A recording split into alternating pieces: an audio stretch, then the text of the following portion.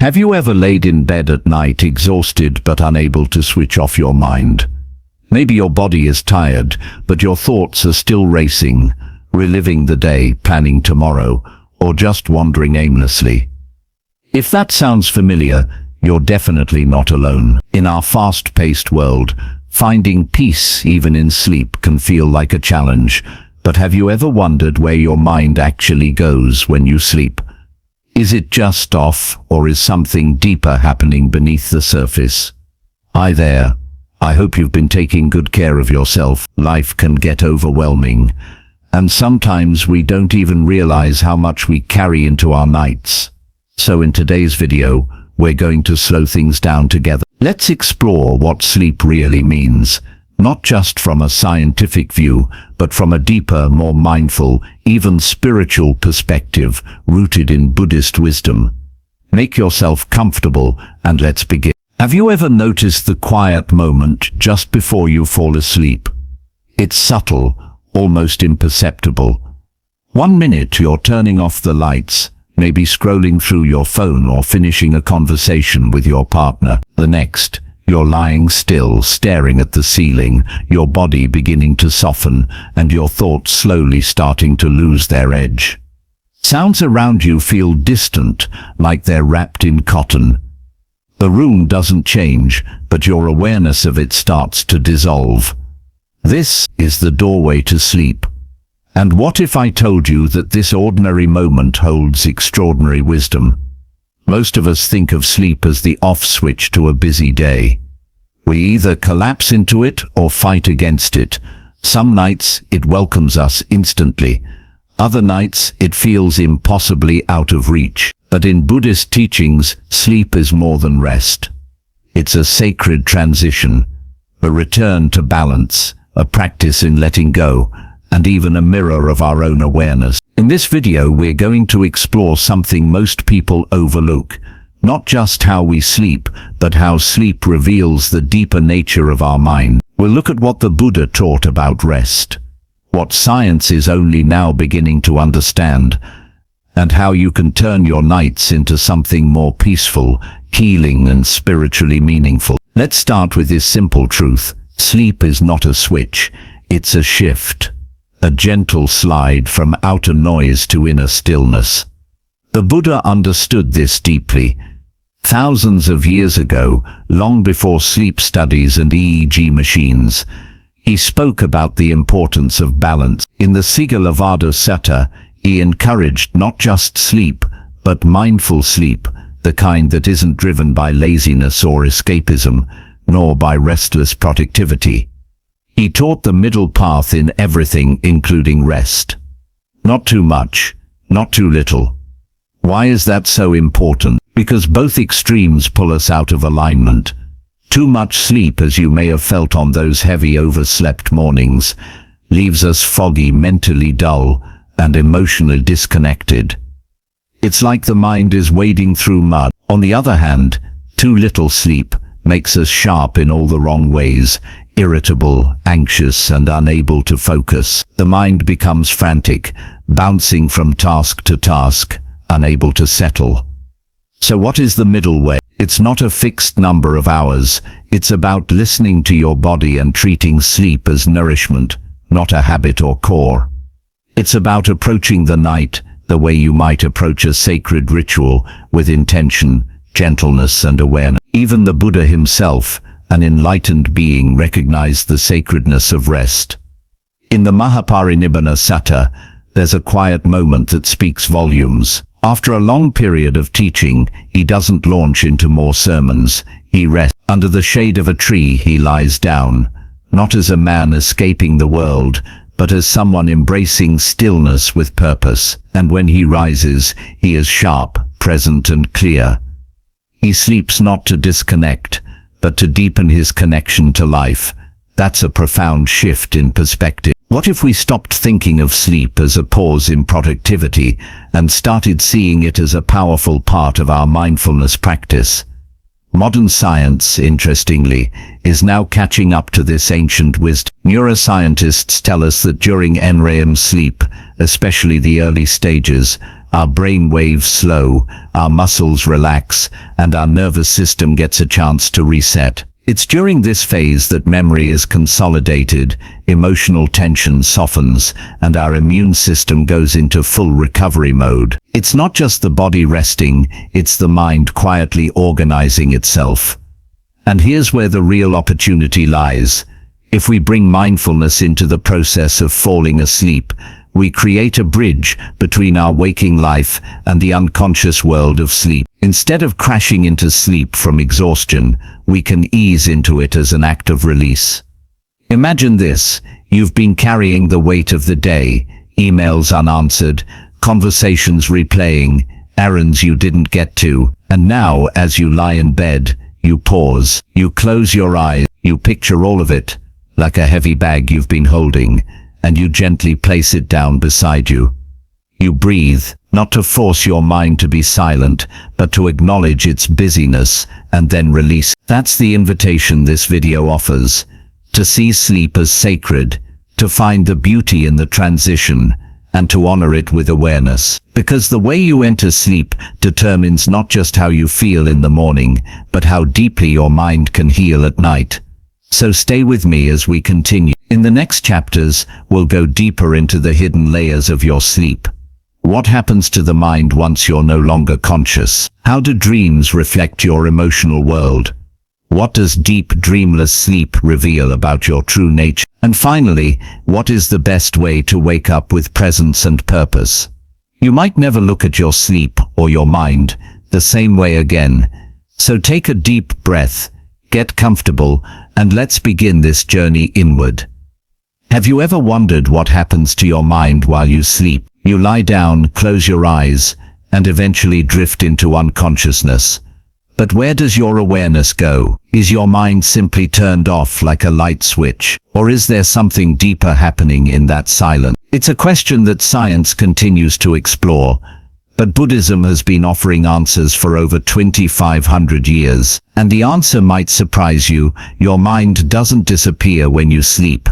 It simply shifts into a new mode of. In today's segment, we're going to uncover what really happens to the mind at night from a Buddhist perspective, and why sleep might be one of the most revealing states for understanding your true nature. Let's begin with the basics. In Buddhism, the mind isn't viewed as one solid thing. Instead, it's seen as a collection of processes. These processes are described through what are known as the 5 aggregates, or khandhas. These aren't physical parts of the brain, they're more like functions of experience. Rupa, the physical body and form; vedana, feelings or sensations, pleasant, unpleasant, or neutral; sanya, perception or how we recognize and interpret things; sankhara, mental formations like habits, intentions, or emotional patterns; vinyā, consciousness itself, the awareness of sensory and mental activity. During your waking hours, these aggregates are working constantly. Your senses are alert. You're thinking, reacting, feeling, interpreting non-stop. But as you fall asleep, something fascinating begins to happen. They don't vanish, they quiet down. They become less dominant, like background music that fades, but never fully stops. Your body continues to breathe, your heart keeps beating. But the busyness of the mind steps back, and this is where something deeper emerges.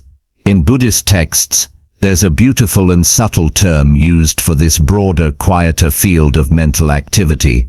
Citta is often translated as heart-mind, not just your conscious thoughts, but your emotions, your intentions, your awareness, even the subconscious ripples that continue when you're no longer awake. It's not just what you think, it's the space in which all thinking occurs. And during sleep, especially deep sleep, this citta doesn't disappear. It remains quietly active, much like a computer in sleep mode. The screen might be dark, the fans might be still, but the system is running, waiting, ready. That's what your mind is doing too. It's not gone. It's just at rest, functioning in a way that's more subtle, less visible. Now, if you've ever struggled with meditation, trying to force your mind to be silent, you're not alone. There's a well-known story in the Buddhist tradition about a monk named Sona, who pushed himself so hard in meditation that he became exhausted and discouraged. He asked the Buddha for help. Rather than giving him another technique, the Buddha asked him a simple question. Sona, when the strings of your lute were too tight, could you play music? Sona said no. And what about when they were too loose? Again, the answer was no. The lesson: your mind, like the strings of an instrument, needs the right amount of tension. Too tight, and it snaps. Too loose, and it makes no sound. The balance is where harmony lives. So what does this have to do with sleep? Everything. Because sleep is nature's way of tuning the mind. It's the moment when we stop forcing, when the strings loosen, not too much, just enough. The effort drops, but the awareness doesn't vanish. In that stillness, a different kind of clarity emerges, a clarity we rarely experience in waking life. And here's the part that often gets overlooked. The same clarity we glimpse in deep rest is available to us while we're awake. It's not limited to sleep. We can train ourselves to access it during the day, through mindfulness, meditation, or simply pausing to breathe. Why does this matter? Because in today's world, our minds are constantly too tight. We're overstimulated, overcommitted, overwhelmed. We're trying to control everything: our thoughts, our schedules, even our rest. But control isn't peace, it's tension. What if instead of trying to shut our minds off at night, we learn to relax into awareness, to trust that even in silence, even in darkness, the mind is still gently present?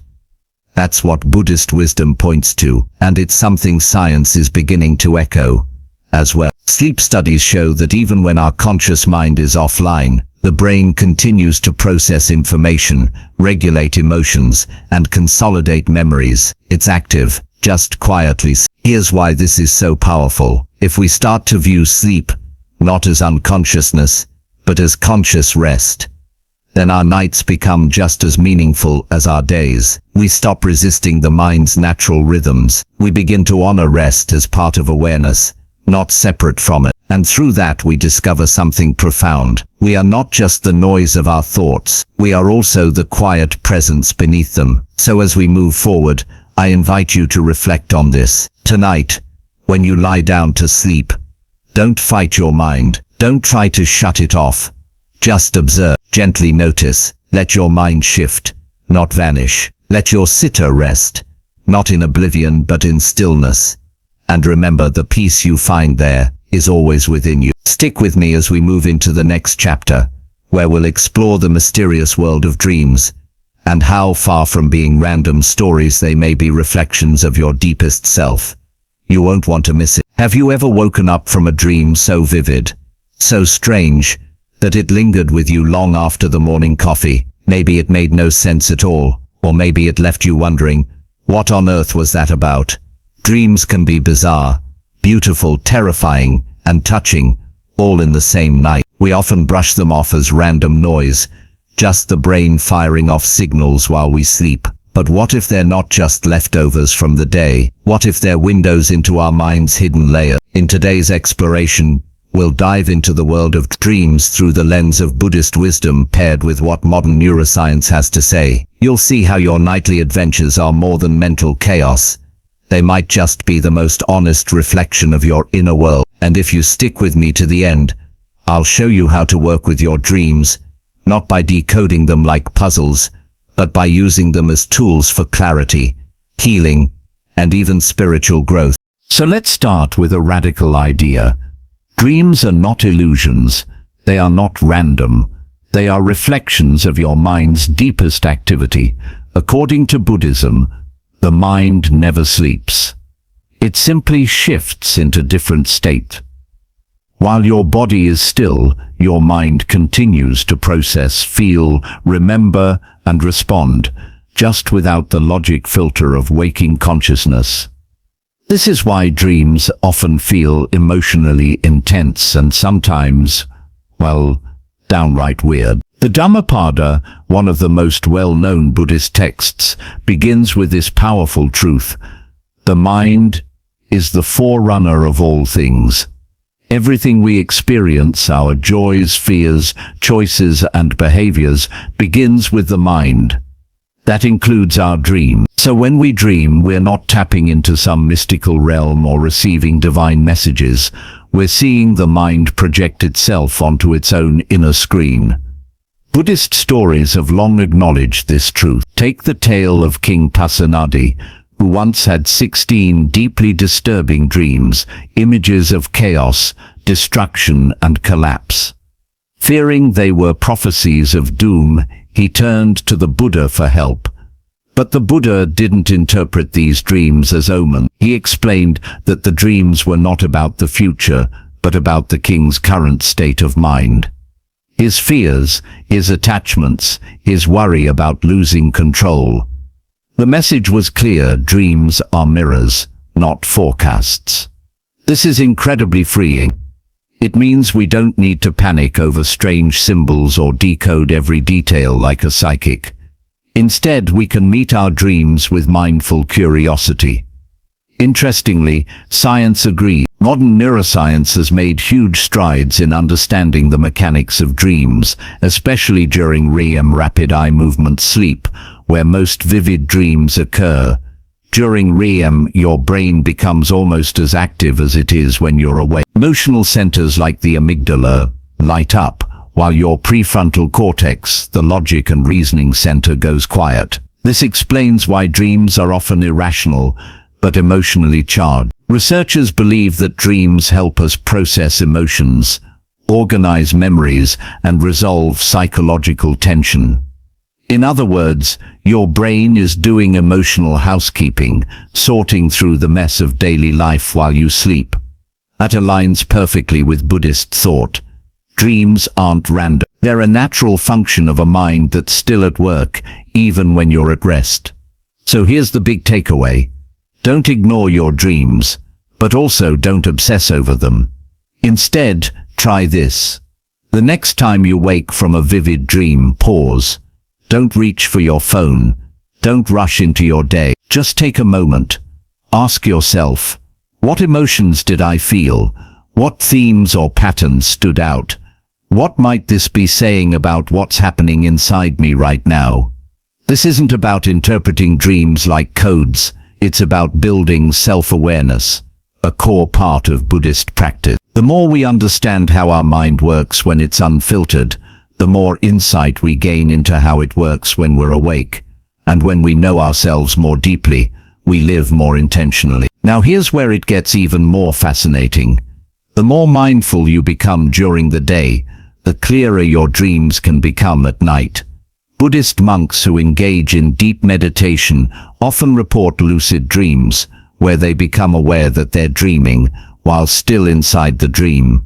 Because their practice carries over into sleep, the mind becomes so trained in awareness that even the dream world can't cloud it. Imagine being able to observe your dreams with the same calm attention you bring to a meditation cushion, not to control them, but to watch them unfold knowing they are you, just in another form. That is the invitation, and it's not just for monks, it's for anyone willing to slow down, turn inward, and listen. So what do we do with this knowledge? You don't need to start analyzing every dream, but maybe, just maybe, you start giving your dreams a little more attention. Maybe you keep a simple dream journal by your bed. Maybe you reflect for a few minutes each morning before the rush begins. Maybe you begin to notice recurring themes and gently ask yourself what they're pointing to.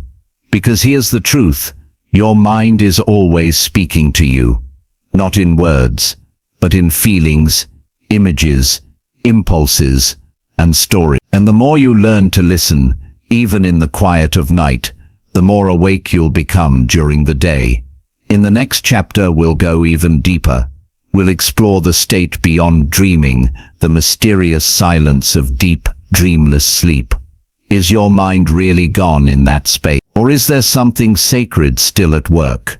You'll find out soon, and I think you'll be amazed. So stay with me, because the journey into your mind is just beginning. Have you ever woken up after a full night's sleep and thought, wow, where did I go? No dreams, no thoughts, no awareness, just nothing. And yet you open your eyes feeling rested, calm, and strangely clear. So what exactly happened during those hours? Where did your self go? Was your mind completely gone or just quiet? Welcome to the mysterious world of deep sleep, a state so silent and still, yet so profoundly important that both ancient wisdom and modern science have been trying to understand it for centuries. In this chapter, we're not talking about dreams or racing thought. We're going deeper into the quietest part of the night, the place beyond stories, beyond identity. And what we'll uncover might just change how you see not only sleep, but consciousness itself. From a Buddhist perspective, deep sleep isn't emptiness. It's potential. It's not a blackout. It's not an absence. It's a state of subtle, ongoing awareness. A stillness so profound that it often escapes our notice, but never actually disappears. In Buddhist philosophy, there's a beautiful concept called Bhavanga Chitta. It's not something most people have heard of, but it holds powerful insight. Bhavanga Chitta is often translated as life continuum or the ground of becoming. You can think of it like a gentle stream of consciousness that flows quietly in the background, even when you're not aware of it. During deep sleep, when your thoughts, memories and sensations fade, this stream continues. It doesn't speak in words. It doesn't think, but it's there, keeping your sense of being intact beneath the silence, like a candle glowing behind a curtain. This idea is strikingly similar to what modern science has observed. Neuroscience tells us that during stage 3 of non-rapid eye movement, NREM sleep, also known as slow wave sleep, SWS, your brain enters its deepest state of rest. In this phase, your brain waves slow to a low-frequency delta rhythm. It's during this time that your body does its most important healing. Growth hormone is released. Tissue is repaired. The immune system is strengthened. The brain flushes out waste products built up during the day. It's like your entire being goes through a nightly detox, physically and mentally. But here's what's fascinating. During SWS, you're almost completely unresponsive to the outside world. A loud sound might not wake you. You're unreachable. And yet, you're not dead. Some subtle form of awareness still remains. How else could you return? How else could you wake up and say, "That was the best sleep I've had in weeks," if your mind had truly vanished? This quiet thread of continuity, this barely there awareness is what both Bhavanga Chitta and neuroscience point to in their own ways. So why does this matter? Because deep sleep teaches us something essential about our true nature. When all the thoughts and stories fall away, when you're not the parent, the employee, the friend, the planner, the fixer, when all of that drops into silence, you're still here. Something beneath all of it remains, and that something is calm, quiet, undisturbed. That's not just poetic, it's powerful. Because in a world that constantly demands our attention, productivity, and identity, deep sleep reminds us that we are more than what we do or think. We are also the stillness beneath it all. So how can this change your relationship with sleep? Instead of approaching sleep as something passive or worse, something to fight for on restless nights, what if you approached it as a return to yourself? What if you prepared for bed, not as a shutdown but as a journey back to that quiet inner place? You don't have to believe in any mystical ideas to feel this. Just observe what happens on the nights when you sleep well, when you let go fully. Notice how your mind feels the next day, how your emotions soften, how clarity returns without force. That's not just sleep, that's healing. That's the gift of deep rest. And here's the takeaway I want to leave with you today. This deep, quiet awareness is not limited to sleep. Yes, it's easiest to touch during SWS, when the noise of life is turned down. But through mindfulness, through meditation, even through simple moments of presence, like watching the sunrise or sitting in stillness, you can access the same inner spaciousness. The more you learn to recognize it, the more available it becomes, not just at night, but during your busiest days. That's what the Buddha pointed to, not just a better night's sleep, but a deeper relationship with awareness itself. So tonight, when you lay down to rest, I invite you to do it with reverence. Let your mind and body soften. Let go of trying. Trust that your deepest self already knows the way. And as you drift, know this, even in silence, you are not gone. You are returning home. Stay with me, because in the next chapter, we'll explore the moment where everything begins again, waking up, and how you start your day. Those first few minutes might just shape your entire life. You won't want to miss it. How do you start your day? Is it with calm or chaos? Do you open your eyes with a soft breath of gratitude, or does your alarm yank you out of sleep like a fire drill, leaving you scrambling, checking emails, already racing into the to-do list? Here's the truth. How you begin your day matters more than you think. In today's final chapter, we're not just talking about waking up in the physical sense. We're talking about waking up with awareness, greeting each morning as a fresh beginning, a chance to set the direction of your life one breath at a time. This is more than a wellness habit. It's a practice rooted in ancient Buddhist teachings, and now confirmed by modern science. And if you stay with me until the end, I'll show you how just a few minutes each morning can shift your entire day, and maybe even your entire mindset. Let's begin with a simple truth. Waking up isn't just something that happens to you, it's something you can shape. The Buddha himself understood the power of morning energy. He often woke before sunrise, not because he had to, but because he recognized those early moments as sacred, moments of clarity, of quiet and of possibility. In Buddhism, wakefulness isn't just about being not asleep, it's about being fully present. As the Dhammapada reminds us, the one who is mindful is awake, the heedless are as if already dead. That might sound intense, but it speaks to something we all know deep down. When we go through our days half asleep, mindlessly reacting, rushing, distracted, we're not truly living. We're on autopilot, and it all begins with how we wake up. Think of your morning like setting the sail on a boat.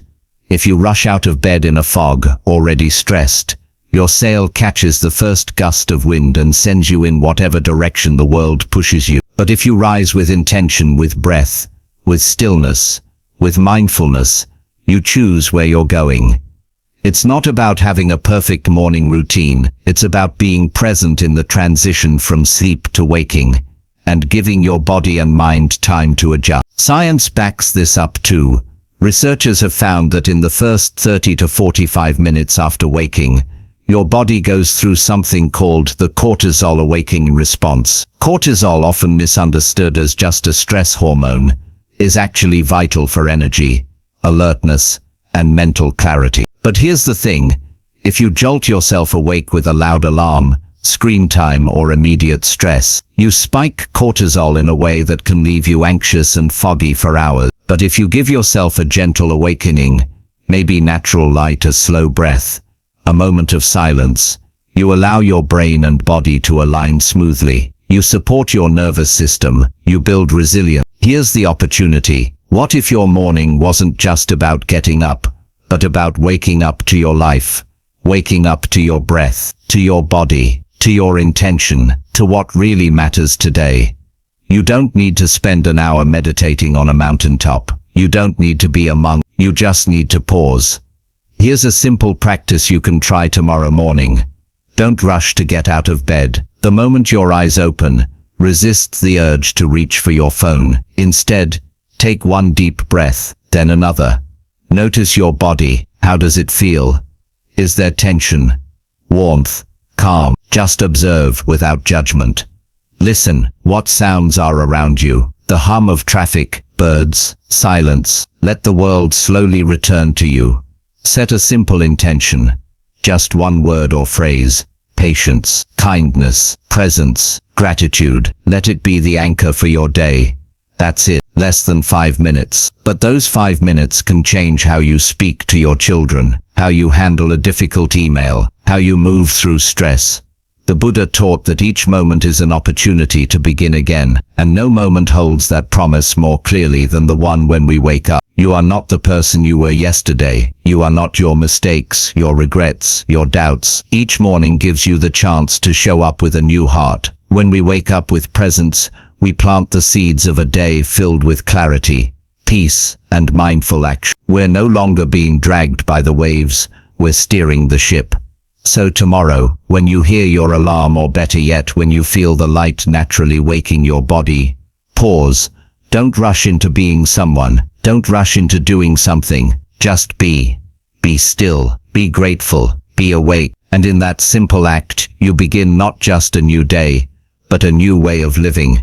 Thank you for staying with me through this journey, from falling asleep with mindfulness, to exploring the quiet depths of the mind, to awakening with intention and awareness. Sleep is not separate from your spiritual life. It's part of it. Your rest, your dreams, your stillness, they are all sacred spaces.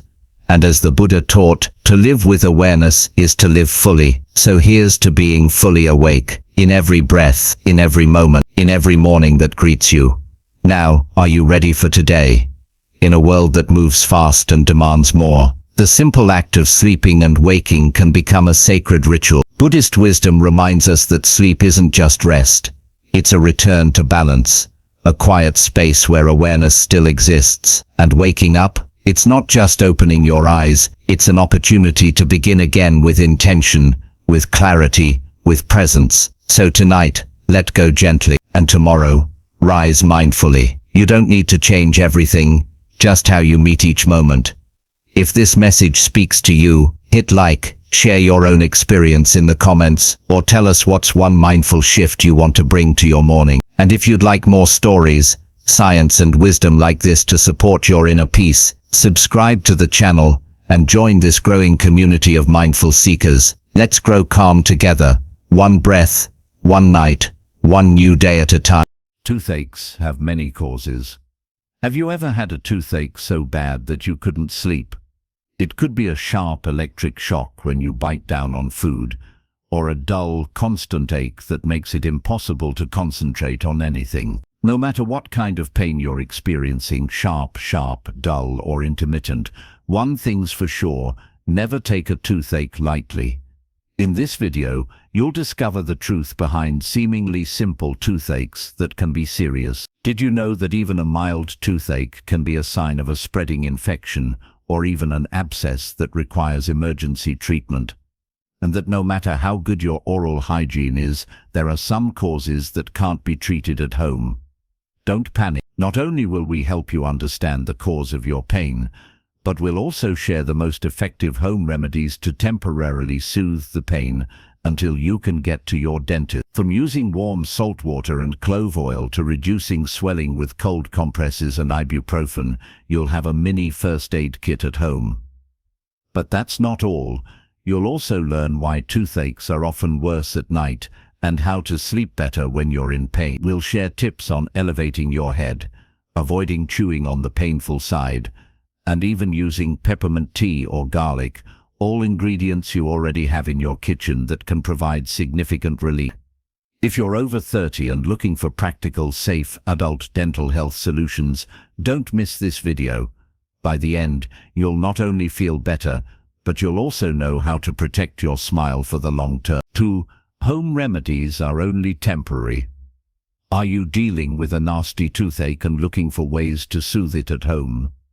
You may have tried cold compresses, salt water rinses, or even clove oil. These home remedies may seem effective, but did you know that they are only temporary solutions? Behind that fleeting feeling of relief, there may be a more serious problem brewing. The truth is, there is no home remedy that can cure a toothache. A toothache doesn't just happen, and if you delay seeing a dentist, you could be allowing the infection to spread, causing damage to your gums, nerves, and even your overall health. Sound serious? It is, but that also means you could have prevented it if you took the right action. In this video, we'll help you differentiate between at-home remedies and necessary medical treatment, and show you the warning signs that you need to see a dentist right away. Don't let a little pain turn into a big problem. Don't waste a minute. The information below could be just what you need to protect your smile and your health long term. Make sure to watch until the end so you don't miss any important tips. 3. Swelling and inflammation. Did you know that most toothaches don't come from a cavity, but from inflammation and swelling inside your gums or tooth nerve? This explains why you can feel intense pain, even if there's no visible damage in your mouth. The good news is, you can get temporary relief from this pain if you know how to handle it properly. In times of pain, your two most trusted companions are cold compresses, and ibuprofen, also known as Advil, is a much more powerful anti-inflammatory than acetaminophen.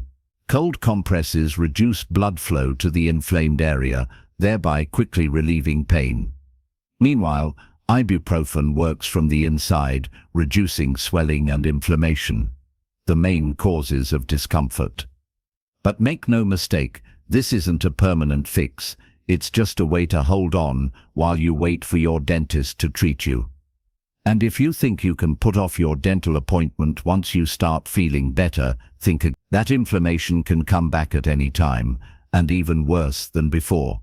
In this video, we'll walk you through the proper technique for using a cold compress, the safe dosage of ibuprofen, and the signs that you're dealing with something more serious than a simple pain. Watch until the end to equip yourself with the knowledge you need, because a few minutes of proactivity today could save you from a major procedure tomorrow.